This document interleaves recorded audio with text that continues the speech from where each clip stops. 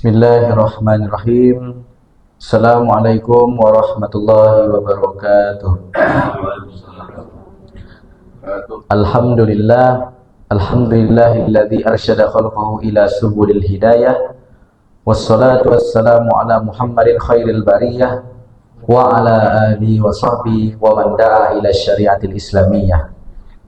Subhanaka la ilma lana illa ma 'allamtana innaka antal alimul hakim. Rabbi shrah li sadri wa yassir li amri wahlul 'uqdatam min lisani yafqahu qawli. Jamaah sekalian yang dirahmati Allah Subhanahu wa taala, pertama-tama sekali mari kita panjatkan puji dan syukur kita kepada Allah Subhanahu wa taala yang telah melimpahkan berbagai nikmat dan kurnia kepada kita semua, terutama nikmat iman dan Islam, kemudian nikmat hidup, sehat dan kesempatan, serta banyak nikmat lainnya yang tak bisa kita pungkiri, serta tak dapat kita ingkari, dan tak dapat pula kita bayangkan satu persatu. Apalagi untuk membayar apa kita sangat tidak mampu, seperti nikmat nafas yang kita hirup sampai detik ini. Bayangkan orang yang di rumah sakit sekarang untuk membeli satu tabung oksigen membuatkan berjuta-juta, sedangkan kita dengan bebas menghirup nafas dari kita bayi sampai mati nanti gratis oleh Allah. Maka dengan nikmat Allah yang maha baik, yang tak terkira kebaikannya ini, marilah sekurang-kurangnya kita bersyukur dan mengucapkan Alhamdulillahirabbil alamin.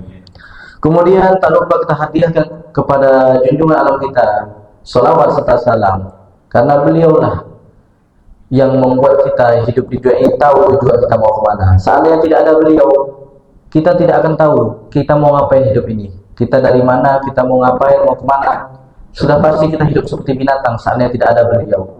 Maka jasa beliau inilah sepatutnya kita hargai sekurang-kurangnya dengan menghadiahkan kepada beliau salawat dan salam. Jangan sampai sekadar mengucapkan salawat dan salam pun kita pelit, apalagi kita untuk melaksanakan sunnah-sunnahnya. Mari kita bersama-sama bersalawat. Allahumma sholli ala sayyidina Muhammad wa ala ali sayyidina Rasulullah. Yang terhormat para ustadz, guru-guru, tuan-tuan guru sekalian, alim ulama, cerdik pandai, tokoh masyarakat yang besar tak dibawa gelar, yang tak disebut nama, al-fakir di hadapan jamaah sekalian, bukan untuk menggurui, tapi hanya melaksanakan kewajiban sebagai seorang muslim, yakni amar ma'ruf nahi munkar, tawassaw bil haqq wa tawassaw bis sabr, saling menasihati, tak kira itu besar atau kecil, apakah yang besar dinasihati yang kecil ataukah yang muda dinasihati yang tua, semuanya kita mesti terima selagi nasihat itu benar, selagi nasihat itu sesuai dengan apa yang Allah perintahkan. Unzur maqala wa la tanzur maqala, lihatlah kepada apa yang disampaikan, jangan lihat siapa yang menyampaikan. Maka tak memperpanjang mukadimah, langsung saja saya Al-Fakir akan menyampaikan sebuah judul singkat, kultum singkat yang berjudul tanda-tanda seseorang menemukan manisnya keimanan. Sebagaimana yang telah kita pelajari dalam hadis Mukhtasar Abi Jamrah, hadis kedua yang berbunyi an Anas radhiyallahu anhu an Nabi sallallahu alaihi wasallam qala salasun man kunna fihi wajada halawatal iman ayyakun Allah wa rasuluhu ahabba ilaihi mimma siwahuma wa ayyuhibbal mar'a la yuhibbu illa lillahi ta'ala wa ayyakraha ayyauda fil kufri kama yakrahu ayyuza fin nar. Jadi di sini Rasulullah SAW bersabda ada tiga ciri atau tiga pertanda yang terdapat pada diri seorang, yang mana apabila seseorang itu ada tiga ini di dalam dirinya mungkin, atau salah satunya mungkin, maka insya Allah dia sudah menemukan manisnya keimanan. Yang namanya iman itu sangat luar biasa. Bahkan Rasulullah mengumpamakannya seperti menggenggam batu bara, apalagi di akhir zaman ini. Namun bagaimana kita bisa keimanan yang kita anggap berat selama ini, seperti sholat tahajud, sholat subuh, dan sholat lainnya, kemudian amal soleh lain yang terasa berat bagi kita, bagaimana itu semua terasa manis bagi kita? Yang namanya manis pasti enak kan? Betul tidak? Betul. Contohnya kalau kita disodorkan permen kis atau permen kopiko atau mie instan yang enak-enak, pasti kita mau. Pokat dan segala macam, pasti kita tidak ada kata menolak.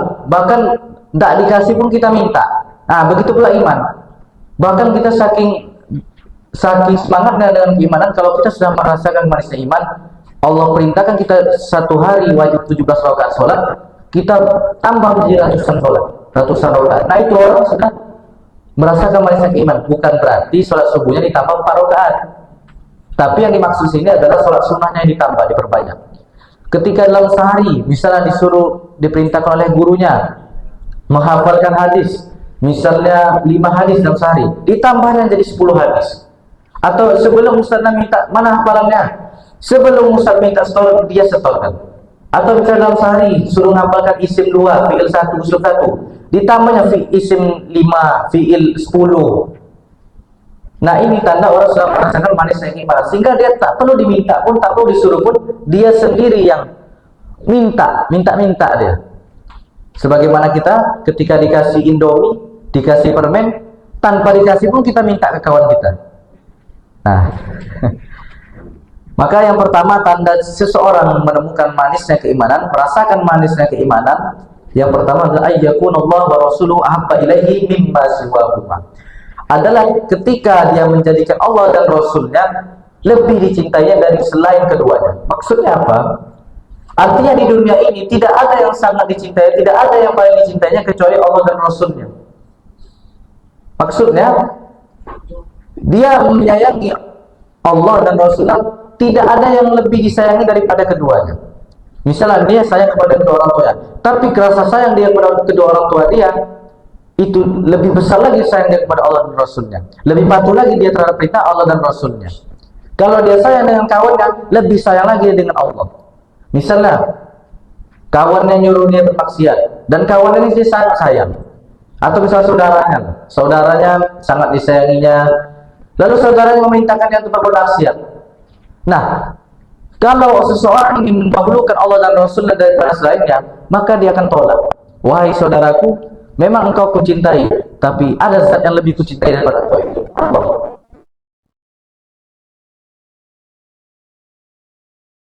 Kita sendiri, tapi kalau yang diperintahkan itu menyelisih aturan Allah, maka didahulukanlah ridho Allah. Walaupun ibunya marah, seperti Musa bin Umair, dia rela memilih disiksa, memilih Islam, memilih ridho Allah daripada kelembutan mamanya. Tidak apa-apa orang tuanya menyiksa, yang penting Allah ridho. Maka inilah tanda orang sudah menemukan manisnya keimanan, yakni ketika Allah dan Rasulullah lebih dicintai. Ketika panggilan Allah dan Rasulullah lebih mulia daripada panggilan atasan. Ketika seruan Allah lebih mulia daripada seruan kawannya. Dan ini sangat sering terjadi kita, ya. Misalnya ketika kita lagi bermain, ada kawan kita ngajak, yuk kita main ke belakang mancing. Di saat yang sama Allah manggil, hayya 'alas shalah. Nah, tentu kita orang yang merasakan manis keimanan, dia lebih mendahulukan, itu sudah azan, mari kita sholat. Tapi kalau orang kebanyakan, bisa tunggulah komat. Kira-kira kalau kita merasa cinta dengan seseorang, rasa sayang, tentu kita akan sebisa mungkin kita apapun yang dilakukan, apapun yang diperintahkan kita lakukan. Mohon maaf cakap, seperti misalnya orang sekarang ini pacaran, ketika dengan ceweknya, ya, pokoknya dia semua yang diperintahkan ceweknya, suruh beli pulsa, suruh beli kuota, dilakukan semua. Ketika dipanggil ceweknya, abang di mana? Langsung dijawab. Ketika diteleponnya, oh iya abang kesana, abang kesana. Bahkan sampai menipu pun, bang, aku sakit bang, langsung datang. Ditipu pun dia, oh tidak apa-apa. Lebih sakit jatuh aspal daripada jatuh cinta, katanya. Nah, ini tanda orang sudah, ini salah, contoh yang salah. Tapi kalau orang yang merasa manis keimanan, didahulukan panggilan Allah. Tidak, saya tolak panggilan Anda demi panggilan Allah. Meskipun bosnya marah, meskipun gajinya dipotong gara-gara dia meninggalkan panggilan bos, meninggalkan rapat, dia tahu mending gaji saya dipotong daripada pahala saya dipotong. Sebab gaji itu cuma di dunia, gaji itu tidak akan dibawa ke akhirat, dibawa ke kubur.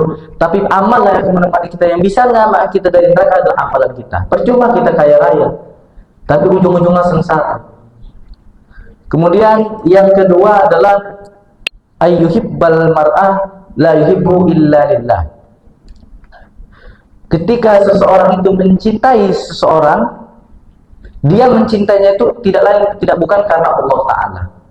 Jadi sebagaimana dalam Al-Quran, innamal mu'minuna ikhwah, bahwa orang beriman itu bersaudara. Artinya meskipun bukan saudara kandung, beda suku, beda bangsa, beda keluarga, kita semua yang namanya orang berislam, orang beriman, selagi dia bersyahadat benar akidahnya, maka itu adalah saudara kita.